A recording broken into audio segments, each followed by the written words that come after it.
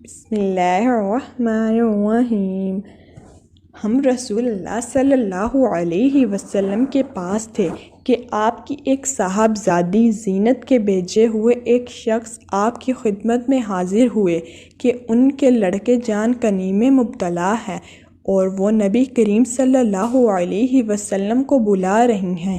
نبی کریم صلی اللہ علیہ وسلم نے ان سے فرمایا کہ تم جا کر انہیں بتا دو کہ اللہ ہی سب کا مال ہے، جو چاہے لے لے اور جو چاہے دے دے، اور اس کی بارگاہ میں ہر چیز کے لیے ایک وقت مقرر ہے۔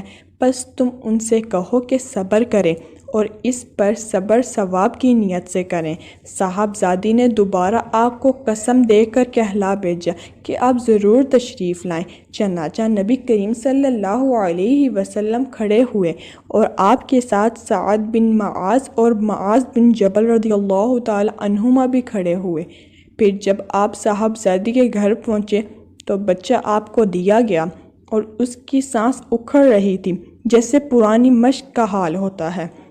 یہ دیکھ کر نبی کریم صلی اللہ علیہ وسلم کی آنکھوں میں آنسو بھر آئے۔ اس پر سعد رضی اللہ تعالی عنہ نے فرمایا، یا رسول اللہ، یہ کیا ہے؟ نبی کریم صلی اللہ علیہ وسلم نے فرمایا کہ یہ رحمت ہے جو اللہ تعالیٰ نے اپنے بندوں کے دلوں میں رکھی ہے، اور اللہ بھی اپنے انہی بندوں پر رحم کرتا ہے جو رحم دل ہوتے ہیں۔ کتاب صحیح بخاری، حدیث نمبر 7377، درجہ صحیح۔